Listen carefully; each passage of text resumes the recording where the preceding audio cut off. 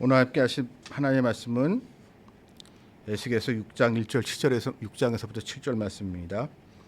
에스겔서 6장 1절에서부터 7절 말씀. 여호와의 말씀이 내게 임하여 이르시되 인자야 너는 이스라엘 산을 향하여 그들에게 예언하여 이르기를 이스라엘 산들아 주 여호와의 말씀을 들으라. 주 여호와께서 산과 언덕과 시내와 골짜기를 향하여 이같이 말씀하시기를 곧 내가 칼이 너에게 임하게 하여 너희 산당을 멸하리니 너희 제단들이 황폐하고 분향 제단들을 깨트려질 것이며 너희가 죽임을 당하며 너희 우상 앞에서 엎드려지게 할 것이라. 이스라엘 자손의 시체를 그 우상 앞에 두며 그 해골을 너희 제단 앞에 사방에 흩으리라. 내가 너희가 거주하는 모든 성읍이 사막이 되게 하며 산당을 황폐하게 하리니 이는 너희 제단이 깨어지고 황폐하며 너희 우상들이 깨어져 없어지며 너희 분향 제단들이 찍혀서 너희들이 만든 것이 폐해하여지며 또 너희가 죽임을 당하여 엎드러져 지게 하며 내가 여호와인 줄을 너희가 알게 하려 함이라. 아멘. 오늘날 시대를 나타나는 특징적인 현상들이 여러 가지가 있죠. 여러 가지 그 특징 중에 하나가 진짜가 아닌 가짜. 그 중에서 특히 일명 짭이라고 하는 것들의 전성시대로 우리는 지금 살고 있습니다. 짭이라고 하면 우리는 좀 우습게 여기는 경향이 있는데 요즘은 이 짭의 수준들이 우리가 알고 있는 짭의 수준이 아닙니다. 제가 얼마 전에 본 이제 동영상인데 유튜브. 제가 개인적으로 좀 관심이 있는 분야가 시계입니다.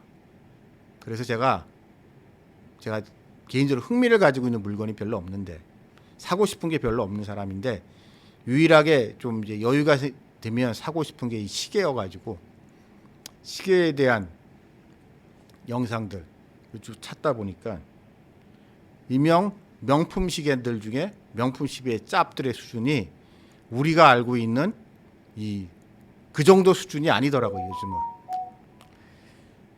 일명 A급이 아니라 S급 짭의 경우에 본사도 분별하기 힘들 정도고 그 중에 특 S급 같은 경우엔 어느 정도냐, 건 모양, 그러니까 대표적으로 이제 롤렉스 일명 데이데이트 모델, 금딱지 모델이라고 하는 것 중에 특 S급 짭들은 건 모양은 말할 것도 없고 안에 부품까지도 그대로 카피해서 만듭니다. 그래서 전에는 짭이다 하게 되면 겉에서 보기에는 그럴듯하지만 뚜껑을 열어보면 안에 까보면 싸구려 부품들, 대강 만들어진 싸구려 부품들로 가득 차 있기 때문에 금방 이게 짭인지 진품인지를 구분할 수가 있었는데 요즘 나오는 특 S급 짭들은 심지어 이 안에 있는 부품까지도 오리지널과 똑같이 만들어서 똑같이 조립을 하기 때문에 본사에서도 헷갈려 한다고 그러더라고요. 본사에서 헷갈려 한다고 합니다. 근데 흥미로운 거는 이런 특 S급 짭들의 가격이 정말 비싸더라고요. 우리가 생각하는 짭의 가격이 아닙니다. 물론 진품보다 오리지널보다는 싸긴 하지만 그 짭의 가격이 몇백만 원이에요. 한 500만 원 이상 된다고 하더라고요. 근데 그 얘기를 듣고 아니 500만 원 주고 짭을 산다는 게 말이 되나? 라는 생각이 들었습니다만 이렇듯 사람들은 그런 짭을 찾고 있습니다. 왜냐하면 이 짭이 주는 묘한 쾌감이 있어요. 제가 예를 들어서 지금은 못 그러고 있지만 시계를 그런 특 S급 짭을 전문가들도 헷갈려하는 심지어 그거를 만든 본사에서조차도 헷갈려하는 그런 특 S급 짭을 차고 다닐 때, 이거는 어떻게 보면 진품부다 내지는 전통적인 의미의 모조품도 주지 못하는 그 묘한 쾌감이 있어요. 나 빼놓고 모두 속이고 있다는 거. 나만 이게 짭이라는 걸 알고 내가 모든 사람들을, 물론 이걸 만들고 판 사람들을 제외하고요, 내가 일상에서 만나는 모든 사람들을 다 완벽하게 속일 수 있다는 그 묘한 쾌감 때문에 사람들은 그러한 종류의 짭들을 많이 찾습니다. 이것은 우리가 전통적으로 생각하는 진품과 가품 하고, 돈이 없어서 싼 거를 찾다 보니까, 그럴듯하지만 싼 거를 찾다 보니까 찾는 그런 일반적인 심리와는 또 다른 심리가 오늘날 우리들에게 퍼져 있습니다. 왜냐하면 이것은 어찌 보면 진품과 가품, 진짜와 가짜 사이에 경계선상에 있는 것이기 때문이죠. 스위스 장인들이 만드는 그와 같이 하나하나 부품을 만들어서 그런 시계들을 만듭니다. 물론 그것은 중국 사람들이죠. 근데 그 중국에서 그걸 만드는 사람들도 나름 매우 숙련된 전공 기술자들입니다. 어떻게 보면 그 사람들이 만드는 스킬, 그 하나만을 놓고 봤을 때 스위스에서 그걸 만드는 사람들 중에 숙련도가 좀 떨어진 이런 신입사원들이라고 해야 되나요? 그런 사람들보다 스킬적인 면에서 더 우수할지도 몰라요. 그런 거를 사람들이 찾으면서 사람들은 진짜보다 더 진짜 같은 것을 찾게 되고, 만드는 사람도 내가 비록 여기서 이렇게 만들지만 내가 만드는 이 시계가 스위스의 장인들이 만드는 것보다 못할 게 하나도 없다라고 하는 자부심을 가지고 만듭니다. 이러한 해괴한 현상은 우리들에게 신앙적인 면에 있어서도 비슷한 현상이 우리 사회에 벌어지고 있습니다. 오늘날 참 교회도 많고 많은 종교들이 있습니다만, 많은 사람들이 서로 진리를 얘기한다고 하지만 그 중에 우리에게 새 생명을 주는 참 진리는 무엇이 참 진리인지를 구별한다는 것이 참 어렵습니다. 왜냐하면 우리 안에 어찌 보면 진품보다 짭을 더 찾고 싶어하는 그러한 마음이 있기 때문이죠. 왜냐하면 진품이라는 것은 부담이 됩니다. 단순히 돈의 문제가 아니에요. 진품을 가지고 막 차고 다니면서 아무 일이나 하기에는 부담이 되죠. 특히 그것이 귀한 물건이면 귀한 물건이 있어. 하지만 짭은 내가 좀 내 편한 대로 이거 사용할 수 있습니다. 예를 들어서 그 시계의 모양을 조금 변경하고 싶다라고 하더라도 짭이기 때문에 편한 마음으로 그거를 할 수 있는 거죠. 그리고 이러한 우리의 심리는 종교 문제에 있어서, 믿음에 있어서도 똑같이 일어나고 있습니다. 말씀대로 믿어야 된다는 건 알지만 그 말씀대로 믿는다는 것이 너무나 부담스러운 상황이 많기 때문이죠. 그래서 우리는 적당한 타협점을 찾습니다. 그리고 이스라엘 사람들도 마찬가지였죠. 오늘이 말씀의 배경이 되고 있는 이스라엘, 지난주까지는 예루살렘 성전에 대한, 그리고 예루살렘 성전을 주관하고 있는 제사장들에 대한, 레위인들에 대한 하나님의 준엄한 심판이 선포됐습니다. 근데 오늘부터는 이스라엘 산들, 이것은 주로 북이스라엘에 대한 비판입니다.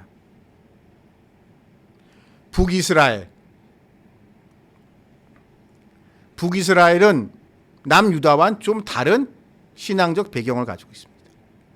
그들은 똑같이 여호와 하나님을 섬기는 아브라함과 이삭과 야곱의 후예인 12지파 중에 다윗이 속해지고 있는 유다 지파와 그리고 레위 지파를 제외한 나머지 10지파들, 그들도 여호와 하나님을 열심히 믿는다고 했지만 그들은 주로 산당 중심의 신앙생활을 했습니다. 그리고 제단 중심의 신앙생활을 했습니다. 여러분, 교회에서 성경을 많이 읽어본 분들이라면 이 선지자들이 워낙 산당에 대해서 비판적인 이야기를 하고 또한 역대기는 말할 것도 없고 열왕기와 같은 이 역사서에서 이 산당을 어떻게 산당 개혁에 대한 이야기가 많이 등장하다 보니까 산당에 대한 부정적인 선입견들을 가지고 계시는 분들이 많습니다. 하지만 원래 이스라엘 사람들의 신앙의 배경은 산당이었습니다. 솔로몬이 예루살렘 성전을 짓기 전에 이스라엘 사람들이 하나님께 제사 드리고 분향하고 하던 곳은 산당이었어요. 그리고 그 산당은 여러 곳에 흩어져 있었습니다. 특별히 그 산당이라는 지역들은 이스라엘 사람들의 역사 속에서 중요한 의미를 가지고 있는 것입니다. 즉 우리가 성경에 등장하고 있는 창세기를 비롯한 모세오경 등에서 여러 차례 등장하는 하나님의 특별한 계시가 있었던 장소들 같은 경우를 그것을 기념하면서 그곳에 단을 오늘 찬송가에서 부르듯이 이렇게 단을 쌓고 하나님께 제사 드렸단 말이에요. 그곳이 세월이 지나 나중에 이스라엘 사람들에게서는 그곳에서 제사를 지냅니다. 왜냐하면 그곳은 그들의 조상들이 제사를 지냈던 곳이기 때문이죠. 그렇기 때문에 그들은 당연히 그곳에서 여호와 하나님께 제사 드리면서 그들의 신앙생활을 잘 하고 지내왔습니다. 특별히 이러한 현상은 북이스라엘에 강했던 거죠. 그랬던 것이 다윗, 솔로몬 왕조에 들어서면서 예루살렘에 성전이 지어지고 어떻게 보면 신앙의 중앙 집권화가 이루어지기 시작하면서 이 산당들의 위치가 아주 애매해졌습니다. 그 대표적인 곳이 베델이에요. 베델. 오늘 이제 찬송가 불렀던 야곱이 돌베개를 지고 자다가 하나님의 계시를 받은 곳. 얼마나 특별한 곳입니까? 베델이라는 곳이. 창세기 28장에 나와 있는. 아버지를 속이고 형한테 뒤통수 치고 이제 죽게 돼서 삼촌한테 도망가는 이 야곱이 광야 한가운데서 한밤중에 그에게 천사가 나타났을 때, 하나님께서 천사를 보내셨을 때 그 특별한 곳을 기리기 위해서 돌탑을 쌓은 곳, 제단을 쌓은 곳. 그러면서 내가 앞으로 하나님께 어떠한 일이 있어도 11조를 바치면서 하나님을 섬기겠다고 했던 그 이스라엘 역사에서 중요했던 그 베델. 이 베델은 결국 그 이후에도 이스라엘 사람들에게 있어서는 야곱의 후예였던 그들에게 있어서는 중요한 신앙의 장소였습니다. 그리고 그것은 또 공교롭게도 북이스라엘 지역에 있었죠. 그렇기 때문에 당연히 오랜 기간 동안 이스라엘 사람들은 그곳에서 자신들이 드리는 제사가 정당하고 당연한 거라고 생각했습니다. 그리고 그 자체에 대해서는 하나님도 기뻐하셨습니다. 그랬던 것이 어느 순간 예루살렘 성전이 생기면서 신앙이 집권화되면, 그러니까 기독교, 그러니까 유대인들의 여호와 신앙이 중앙 집권화되고 제사를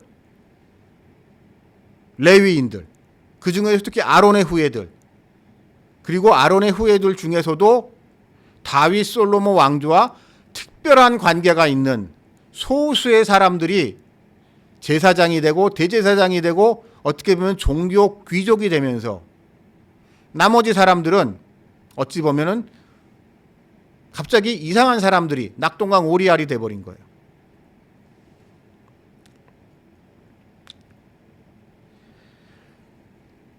이러한 시대의 변천 속에서 이스라엘 사람들과 이스라엘의 전통적인 제단을 섬겼던 사람들은 갈피를 잡지 못했습니다.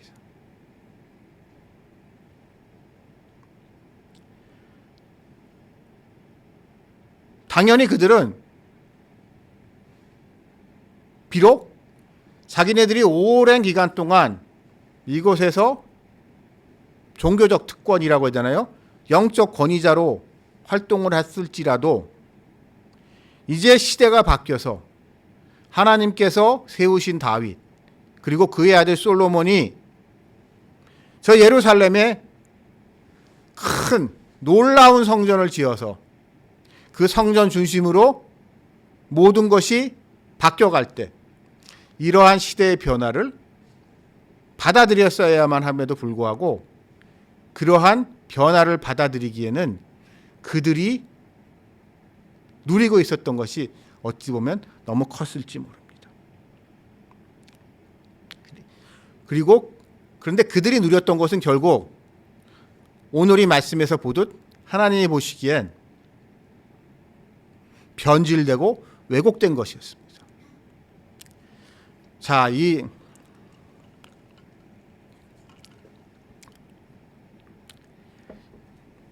저는 그래서 개인적으로 이 부분이 참 의아했습니다. 신학 공부를 처음 할 때. 하나님이 분명히 처음에는 산당에서 이렇게 제단에서 제사 드리는 것을 기뻐하셨던 하나님이 왜 세월이 지나고 난 다음에 그거를 폐하게 하시고 왜 예루살렘으로 이렇게 다 모으셨는가? 하나님이 얼마 전까지는 분명히 그곳에서 기뻐 제사를 받으셨는데 왜 그곳에서 더 이상 제사를 받지 않으시고 나는 예루살렘 성전에서만 제사를 받겠다고 하셨을까? 거기에는 그것이 우리에게 시사해 주는 바는 매우 큰 것 같습니다. 산당은, 제단은 다른 종교의 영향을 받을 가능성이 클 수밖에 없습니다. 왜냐하면 제도화되어 있지 않기 때문이죠. 자, 이스라엘 사람들이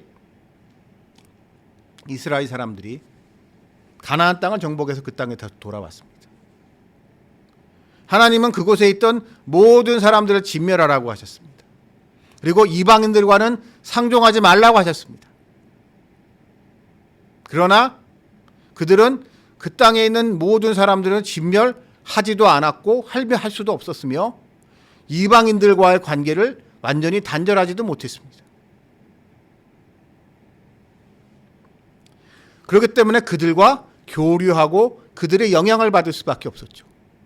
그리고 그들과 교류하면서 영향을 받았던 것에 가장 중요한 것은 농경 문화입니다. 농사를 짓는 거예요. 그들은 생각해 보십시오. 나일 강가에서 농사를 지었습니다. 그리고 40년 동안 광야 생활을 했습니다. 그러다 가나안 땅에 들어왔습니다. 그들은 가나안 땅에서 어떻게 농사를 지어야 되는지 몰랐어요. 알 수가 있나요?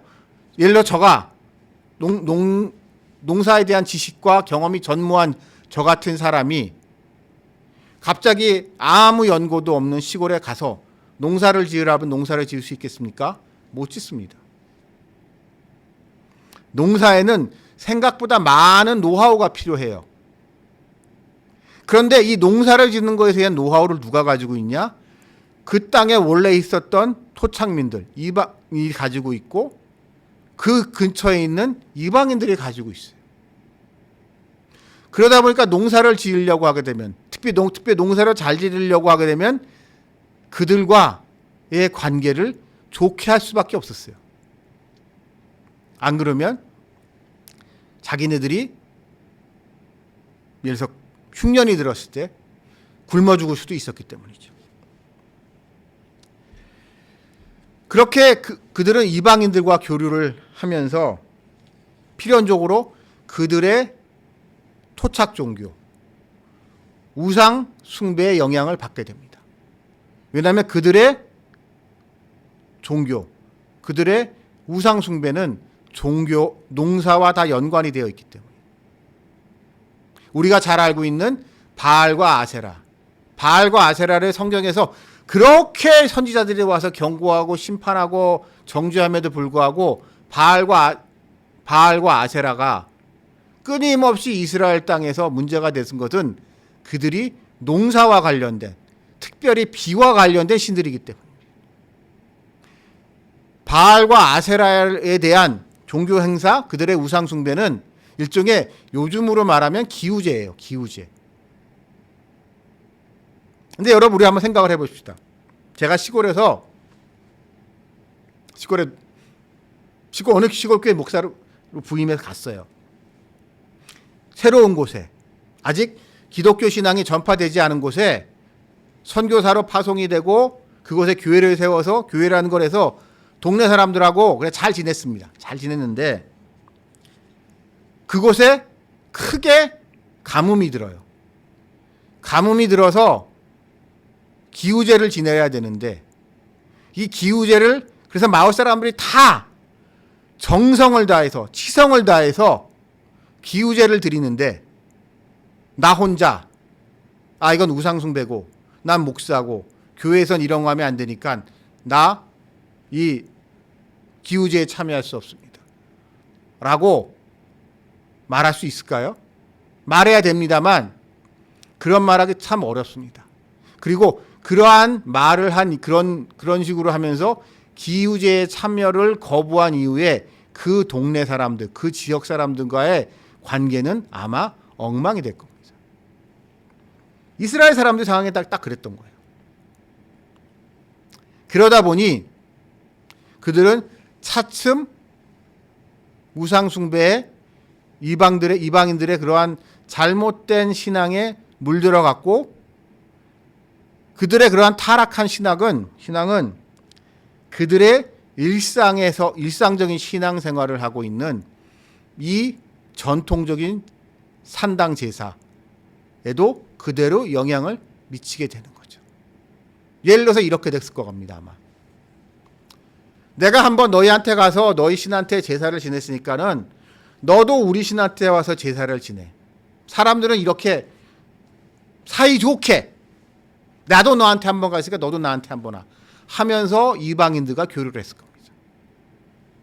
그러면 이방인들은 제단에 와서 이 산당에 와서 여호와 하나님께 이스라엘 사람들이 제사 지내는 것을 함께 제사를 지내면서 다른 한편으로는 그들의 제사 방법이라고 해야 되니까요. 그들의 신앙 방법이 여기에 젖어들게 됩니다.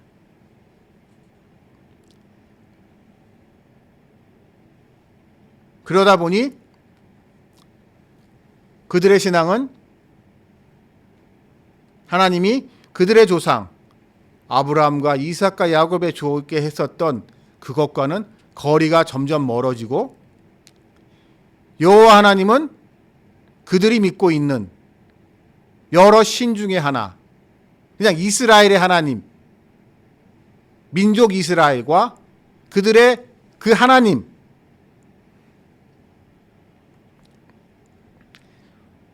열왕기 13장에 나오는 산의 신으로 한정이 되게 됩니다.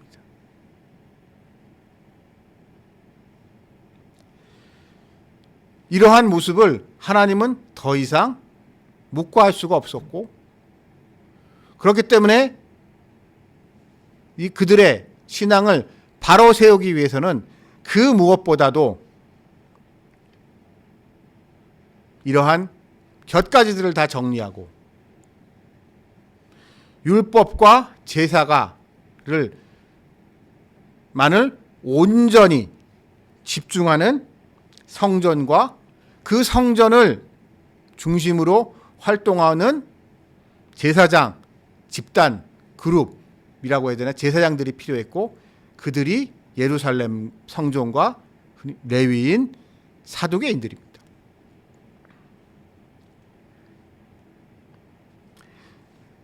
그래서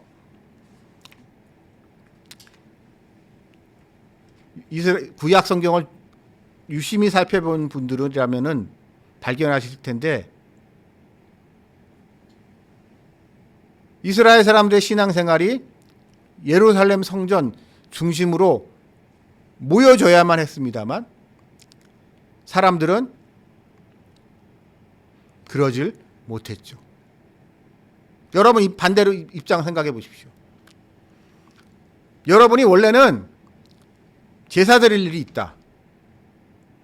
그러면 집 근처에 있었던, 우리가 살고 있던 곳 근처에 있었던, 특히 북이스라엘 지역 같은 경우는요, 우리 집 근처에 있었던 유서 깊은 제단,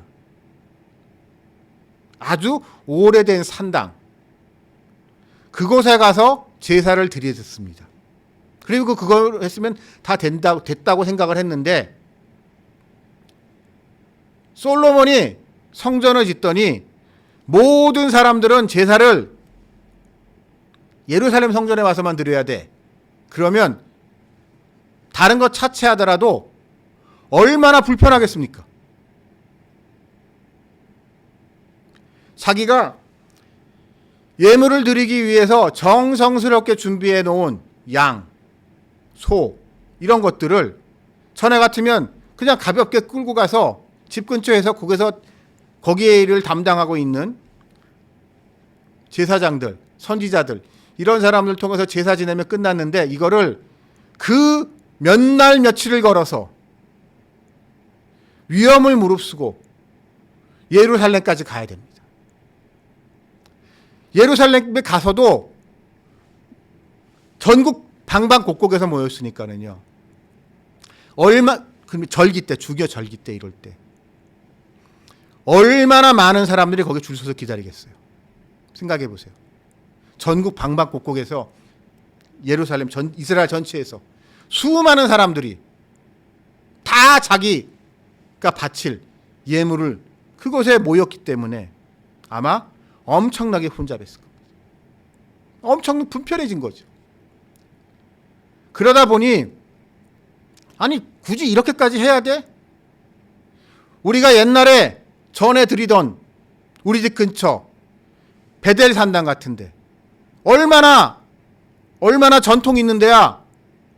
따지고 보면 이곳은, 이 베델 제단은 야곱 때부터 있던 거야. 야곱 때부터 몇백 년이 된 거라고, 몇백 년. 근데 이 솔로몬 성전 잘 짓긴 했는데 이거는 얼마 안 된 거잖아. 누가 더 근본 있어? 이런 생각을 하다 보면 그냥 하던 대로 베델에서, 그냥 집 근처 베델에서 할까? 여기까지 와야 되나? 뭐 이런 갈등들. 또 이러한 갈등은 원래 베델 중심으로 있었던 사람들의 불만, 열왕기상 13장을 보시게 되면은 그 부분이 잘 나와 있어요. 그러니까 그 사람들 입장에서는 수백 년 동안 거기에서 잘 여호와 하나님 믿는다고 생각을 했는데 졸지의 실업자가 된 거죠. 그곳을 섬기던 선지자들은. 이런 것들이 복합적으로 작용하면서 이스라엘은 점점 이상한 방향으로 흘러갑니다.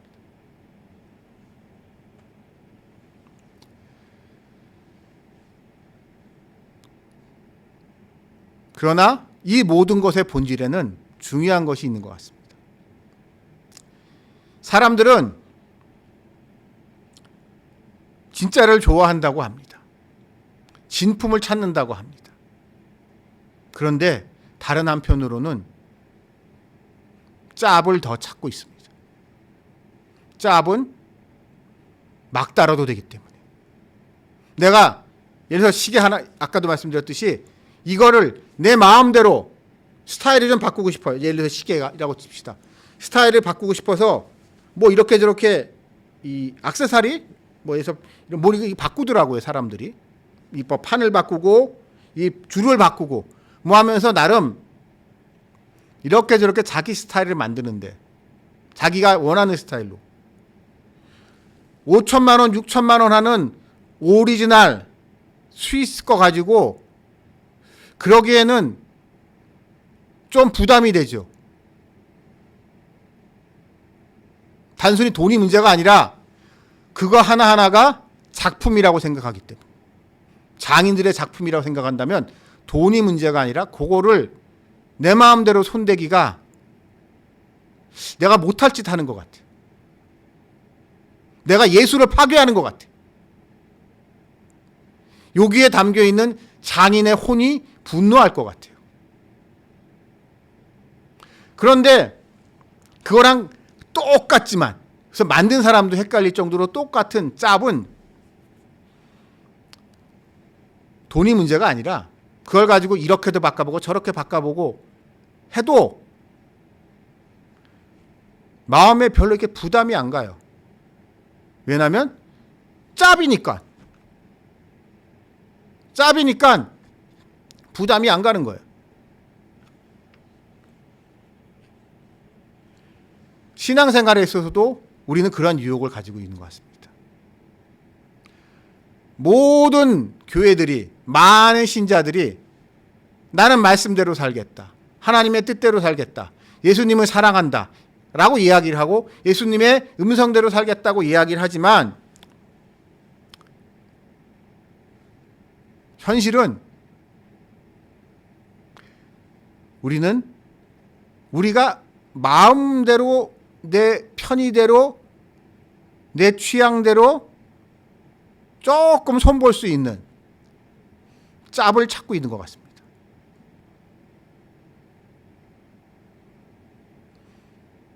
그래야 내가 마음의 부담, 양심의 가책 없이 일탈적인 행위,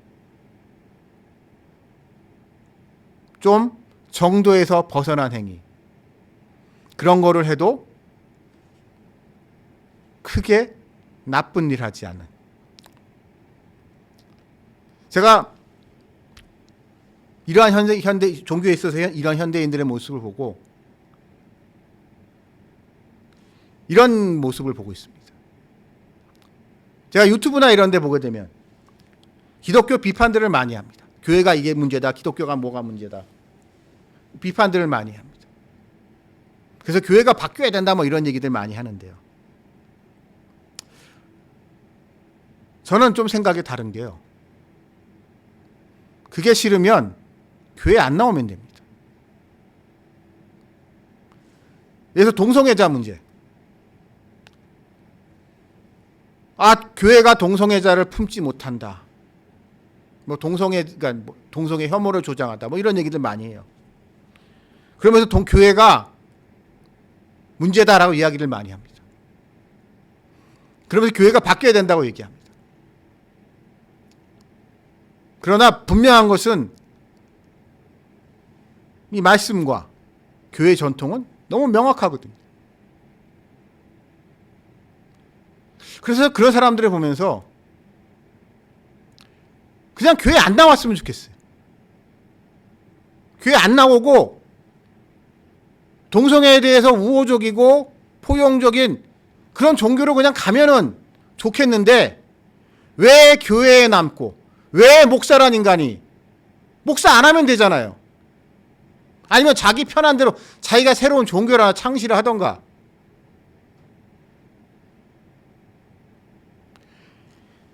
이러한 모습을 보면서 우리는 진짜 너무나 귀한 진짜에 대한 부담감 때문에 속 편한 짭을 찾는 것이 아닌가라는 생각을 해보면서, 그러나 우리가 진정 찾아야 될 것은 짭이 아니잖아요. 진품이잖아요. 500만 원짜리 특 S급 짭이 아니라 500만 원짜리 멀쩡한 시계들 많단 말이에요. 아주 좋은 시계 많아요. 멀쩡한 500만 원짜리, 진품인 500만 원짜리, 비록 그것이 롤렉스는 아닐지라도 그런 것에 감사하고 만족하고 살아갈 때 우리는 좀 더 당당하고 좀 더 진실에 가까우며 거짓을 멀리하는, 분별할 줄 아는 그러한 사람으로서, 또 이러한 세상의 유혹에서 자유로운 사람이라는 것을 어느 누구가 아니라 내 자신에게 입증해가며 그러한 진리에 대한 사모함이 참 진리 되신 예수 그리스도에 대한 섬김으로 발전해가는 여러분들이 되시기를 주님의 이름으로 축원합니다. 같이 기도드리시겠습니다. 하나님 아버지 감사합니다.